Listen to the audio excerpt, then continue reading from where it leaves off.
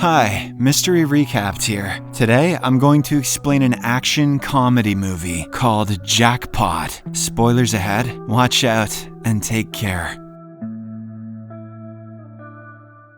The movie takes place in the near future, where California has established a game known as the Grand Lottery. This lottery was created after a devastating financial collapse called the Great Depression of 2026. On each lottery day, a randomly selected winner must live until sundown to claim their prize. The twist is that anyone in the city is free to kill the winner to take the reward for themselves. The only rules are that they cannot use guns and aren't allowed to kill anyone other than the chosen winner. The scene then shifts to the year 2030. Where we meet our protagonist, Katie Kim. She has just returned from Los Angeles after taking a long break from her acting career. Having spent a considerable time away from the city, she is completely unaware of the craziness going on. Meanwhile, a news report announces that another lucky draw lottery will begin in 18 hours. This time, the prize is an astounding $3.6 billion, the largest amount ever offered. Adjusted for inflation, that's like 1 year's rent. Shortly after, Katie arrives at her Airbnb, where she meets her host, Shadi. Katie is shocked to see a disastrous room and says it looks nothing like the picture. In response, Shadi casually admits that she uploads fake images on the website since no one will book her place. This frustrates Katie, but she has nowhere else to go and decides to stay for the time being. Shadi then introduces Katie to her annoying boyfriend, DJ. The next morning, we see a TV ad for a man named Noel, who owns a private security firm. It turns out that he is the sole employee of his company and provides protection to Grand Lottery winners. Meanwhile, Katie wakes up in her room to discover a sewage leak dripping from the ceiling. She is further enraged when she finds out that all of her clothes are ruined. Katie immediately calls Shadi to express her dissatisfaction with the place. She's also worried about her clothes as she has an audition in an hour. Shadi apologizes and agrees to rent her clothes for the audition. With no other options, Katie is forced to spend her money on a terrible costume. Next, she grabs an Uber and hurries towards the audition location. The driver is very chatty and keeps asking a lot of questions. Katie tries to ignore her, but the driver continues to talk about how she knows a lot of big celebrities. She also reveals that she used to work in construction and built a panic room in Machine Gun Kelly's home. I wonder if he'll be in this later. Upon arriving at the casting location, Katie informs the judge that she used to work as a child actress. When her mother suddenly became ill, she had to take time off to care for her. But now that her mother has passed away, she is ready to return to acting. The judge is bored with her story and asks her to perform. Katie agrees and quickly searches her pocket for the script, but instead she discovers an unclaimed lottery ticket, which was probably left there by Shadi. In her panic, Katie accidentally registers her fingerprint and photograph on the card, making her a participant. Following this, she delivers a lousy performance that fails to impress the judge, and ironically, it's the only convincing performance Awkwafina has ever given. A disappointed Katie then exits the audition room, and at the same time, the lottery results are announced. The winner turns out to be none other than Katie Kim. Seeing this, all the girls in the room begin to attack her, and Katie is shocked by their aggression. She thinks they're enraged because of the casting competition and frantically tries to escape. The girls begin to call her Jackpot and throw bags, knives, and even shoes at her. Katie somehow avoids their attacks and flees the scene. She soon arrives at a martial arts class and seeks help, but even the students attack her. While running away from them, she stumbles into a yoga class full of women. Katie hopes that they will finally help her, but that is certainly not the case. Amidst the chaos, one of the martial arts guys grabs Katie and nearly chokes her. Just when all hope seems to be lost, Noel bursts through the ceiling and rescues her. Next, he goes into beast mode and fends off anyone who tries to harm Katie. Noel then informs her that he is willing to protect her, but she must pay 10% of her prize for his services. Katie is still confused, but she signs a contract with him. After knocking everyone out, Noel informs her that there's a drone outside that will track her and broadcast her live location every 14 minutes. The two then flee the building, but are immediately attacked by a large crowd. However, Noel manages to evade them and takes Katie to a car for their escape. As they drive away, she asks what's going on, and he finally explains to her the Grand Lottery and its rules. Katie is shocked to learn about such a game and finds it deeply immoral and inhumane. She further reveals that she has been away from the city for a long time and never never watched any news. While they continue to be attacked, Katie asks how she can quit the game. Noel is shocked that she is willing to turn down such a significant opportunity, but he explains that the only way to do so is to leave the city. This fills Katie with hope, and she pleads for his help in escaping the city. Although Noel won't benefit from this, he agrees to help her. After enduring several blows and hits, their car finally reaches a dead end, leaving them with no way out. At this moment, they come across some cops, and Katie is relieved to see them. She immediately approaches them for help, only to discover that they also want to kill her. As a result, Noel decides to stay behind to fight the cops and urges Katie to flee. Moments later, she arrives at a wax museum and asks the security guard for a hiding place. It turns out the guard is a kind person who opposes the lottery system. He helps her and lets her inside, giving Katie a moment of relief. Afterwards, she calls Shadi to ask if she can borrow her car. The latter inquires about her whereabouts, but Katie quickly realizes that even her Airbnb host wants to kill her. She proceeds to hang up, but before that, Shadi hears a statue welcoming her into the museum. Soon enough, Shadi and DJ arrive at the museum, knock the guard out, and head inside. They then launch an attack on Katie, but she defends herself with whatever she can find. After a long struggle, she finally escapes from the museum and locks the couple inside. But just as she catches her breath, a woman notices her, and hordes of people rush to kill her. Fortunately, Noel arrives in a police car just in time to rescue her. As the duo drives away, they notice a tour bus pursuing them relentlessly. Noel grows worried and wishes they had a bunker or something to keep her safe. Upon hearing this, Katie recalls the Uber driver from earlier, who bragged about building a panic room for Machine Gun Kelly. Shortly after, the two show up at MGK's house and request access to his panic room. Sup? I knew it. The singer is weirded out by this sudden request and refuses, but just then, the tour bus full of crazy people arrives. In a desperate move, Katie grabs Noel's dart gun and threatens to shoot Machine Gun Kelly. This leaves him with no choice but to allow them inside. When they get to the panic room, Katie apologizes to MGK and then knocks him out with the dart gun. Meanwhile, the crowd enters the living room and a man attempts to force his arm through the door, but Katie shoots him with the dart gun and closes the door just in time. The two then breathe a sigh of relief, finally feeling safe. They notice that the room is fully equipped with CCTV cameras that allow them to monitor what is happening outside. Regardless, Katie remains suspicious of Noel and worries that he might still try to kill her. Noel reassures her that he is not like those who regard her as an ATM machine with a $3.6 billion prize. He explains that his priority is saving people's lives and making money to continue doing so. Outside in the living room, Shadi slaps MGK to wake him up, but he is still unconscious. She then drags him to the swimming pool where he finally awakens. Shadi demands the panic room's passcode, and MGK reluctantly says that it is 6969. Holy shit, that's hilarious. On the other hand, Katie and Noel learn about this on the CCTV camera and are terrified. Noel then calls an old friend named Lewis and asks for help. He requests something called a phone strike and rushes to put Katie's phone into a safe. A few moments later, Shadi enters the passcode and the panic room door opens, but just then, everyone freezes as their phones ring with an emergency notification. Before they can figure out what's going on, all of their phones start to explode. This leads to a huge commotion, with many people getting hurt and suffering severe burns. Katie and Noel seize the opportunity to escape and hurriedly make their way outside. There, a team of rescue personnel meets them and drives them away from the chaos. Shortly after, they are led to a facility where Noel's friend Lewis greets them. He turns out to be the owner of the country's largest security firm and says he will protect Katie in exchange for 30% of her winnings. Katie agrees, but asks that they pay Noel 30% of that 30% because he has saved her life several times today. Lewis reluctantly agrees, and she finally signs the contract. After this, Lewis displays some grenades in his pocket, which he can use to deter the crowd if they pursue her. He also shows a wall of previous winners, all of whom are anonymous. How? In the next scene, Katie and Noel are taken to a room to be treated for their injuries. The macho man takes this time to open up about his traumatic past. He reveals that he and Lewis used to work for a private firm where they were tasked with assassinating mercenaries. However, one day, he discovered that his superiors were actually ordering them to kill innocent civilians. Riddled with guilt, Noel decided to abandon a big mission, but this led to the deaths of all of his associates, leaving him and Lewis as the only survivors. Noel reveals that he now sends the majority of his earnings to the victims' families as restitution. Upon hearing this, Katie feels bad and decides to share her own past. She reveals that as a child, she appeared in many commercials, but her father used to take control of her finances. When she turned 18, she decided she wanted to be in charge of her work. Her father agreed to it, but the next day, he abandoned the family and took all of her money. This left her with no choice but to give up on acting, as she had to care for her sick mother. Katie reveals that this is why she finds it difficult to trust people. Soon after, an employee arrives and places an aesthetic face mask on Katie that makes her look like an old man. She then asks Noel how much he trusts Lewis, as she feels something is off about him. This sends him into a deep thought, and he recalls that all of the previous winners were anonymous. He also realizes that Lewis's facility appears to be very high-end, which was not the case a few years ago. This leads Noel to suspect that Lewis might be killing his clients and taking their money for himself. But before the two can take action, they are led to a garage where Lewis announces that Katie will be taken to a safe location. She insists that she won't leave without Noel, but Lewis assures her that he will be in a different car. This leads to an argument between them, and Katie eventually kicks Lewis in the crotch. Meanwhile, Noel opens the garage door, allowing a small crowd to rush inside, but they don't recognize Katie, and Noel quickly whisks her away from there. He then stays behind to fight off Lewis's guards, while Katie flees in a car. She intends to escape this wretched city so she can quit the game for good. The drone also loses sight of her, and people begin to speculate that if she stays hidden until sundown, she could be declared the winner. However, just as Katie is about to leave the city, she receives a video call from Lewis, who is holding Noel at gunpoint. He threatens to kill the man unless she turns around and comes to him. Noel urges her to leave, but Katie cannot bring herself to abandon him. Meanwhile, Lewis takes Noel to the Hollywood theater and reveals that in their past, he was always aware that they were killing innocent people. However, he didn't mind because it was the easiest money he would ever make. Lewis then blames Noel for ruining everything and also reveals that he was the one who killed all of their associates. This revelation leaves Noel stunned, as he has been carrying the weight of this guilt for years. After a while, Katie suddenly appears with a bolt gun and finds Noel tied up on the stage. She threatens to shoot herself, but Lewis is certain that she won't do it. He challenges her to go ahead if she has the guts. However, when Katie explains that she is not afraid of death anymore and prepares to unalive herself, Lewis intervenes at the last second and agrees to cooperate. After this, he asks Katie for the bolt gun, which she pretends to hand over, but then she suddenly kicks him and throws him off the stage. Soon after, the crowd tracks down her location and arrives to kill her, but there are also a bunch of people who support Katie and want her to win. Noel begins fighting them while still handcuffed to the chair. However, the chair quickly breaks, and he defends Katie from anyone who tries to hurt her, as more and more people start coming. Katie climbs a scaffolding for safety. Unfortunately, Lewis also climbs after her, and the two engage in an intense fight. With only 60 seconds left, he throws Katie off the scaffolding, but she manages to grab onto a metal beam. She then unexpectedly reveals that she has pulled the safety pin from one of the grenades in his pocket. Before Lewis can even react, the grenade explodes, killing him instantly. Katie also loses her grip and falls, but a group of supporters catches her with a large sheet just as the clock strikes 0. At this moment, lottery officials arrive with a check and congratulate Katie on winning the prize. She thanks Noel for everything and promises to give him 50% of her winnings. He jokingly says that he was going to double-cross her but didn't get the chance. However, Katie refuses to believe this and insists that he is a good man who saved her life. In the final scene, 6 months have passed, and we see that Katie has established charitable organizations, including a self-defense school and a center for kids with troubled childhoods. She and Noel have also started a new private security firm that will protect lottery winners for free. At the same time, the duo spends some of their earnings on luxuries, such as super yachts and fashion wear. Subscribe for more videos like this,